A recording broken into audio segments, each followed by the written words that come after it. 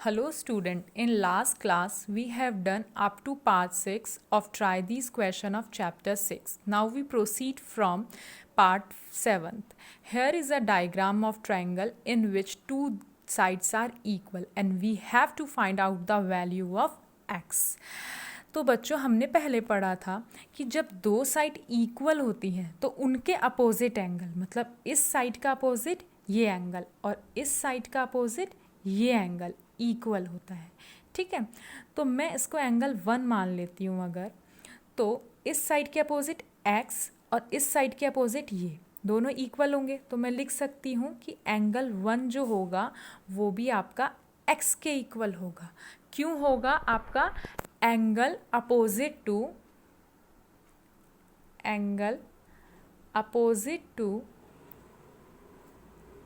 Equal side, angle opposite to equal side. जो side equal होती हैं उनके अपोजिट एंगल भी क्या होते हैं? इक्वल होते हैं. अब बच्चों देखो एक चीज़ और है यहाँ पे. अगर कोई एक स्ट्रेट लाइन है और एक ट्रांसवर्स उसको डिवाइड कर रही है तो ये जो दो एंगल डिवाइड होके आते हैं, सपोज कीजिए एक एंगल 1 है, ये एंगल 2 है, तो इन दोनों का जो सम होता है वो हमेशा होता है 180 डिग्री. और यहाँ पे रीज़न आता है लीनियर पेयर. ओके, तो आप देख रहे हो यहाँ पे कि ये स्ट्रेट लाइन है और ये एक ट्रांसवर्स जो है इस पूरे एंगल को दो पार्ट में डिवाइड कर रही है. तो बच्चों ये जो दो एंगल बने, एक एंगल 1 और एक 120 डिग्री, इन दोनों का सम भी किसके इक्वल होगा?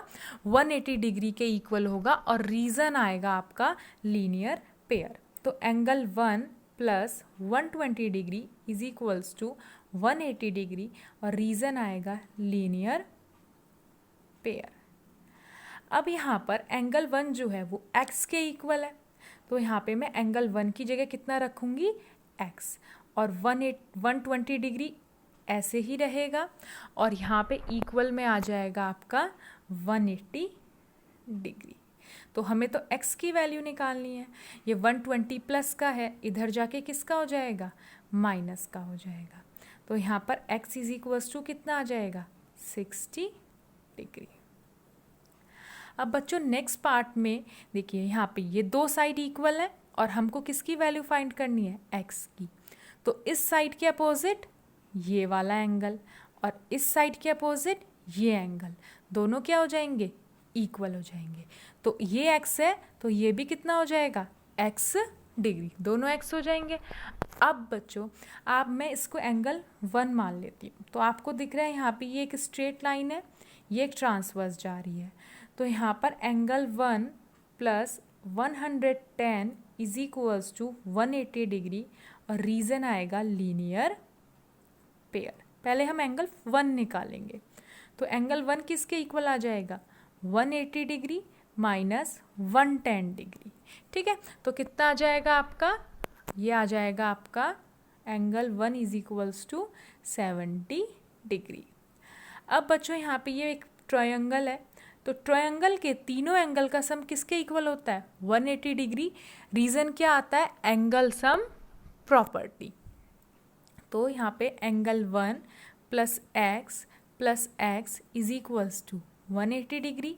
ठीक है, एंगल 1 की जगह और रीज़न हम यहाँ पे लिखेंगे एंगल सम प्रॉपर्टी और एंगल 1 की जगह हम कितना लिखेंगे? 70 डिग्री प्लस x और x कितना हो जाएगा?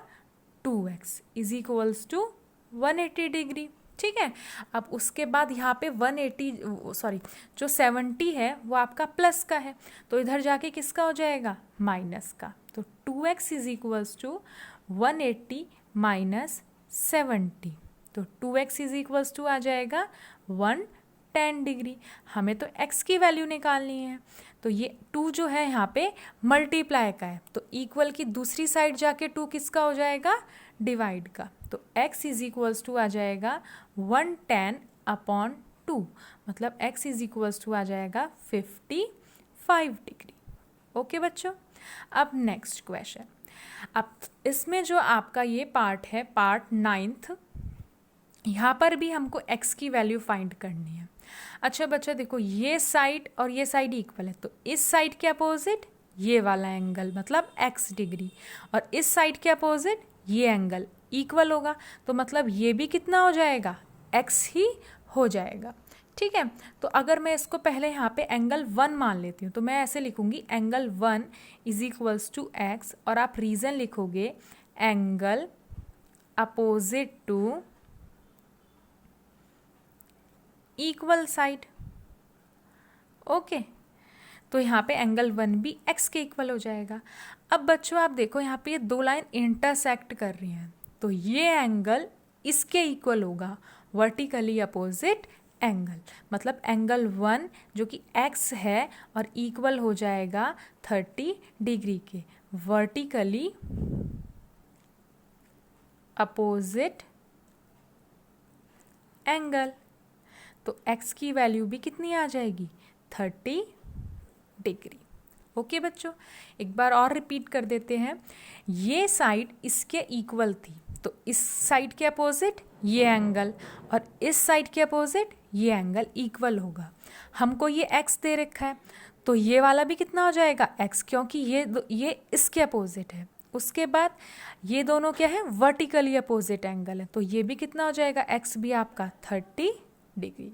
आई होप आपको ये सब समझ आया होगा। Okay student.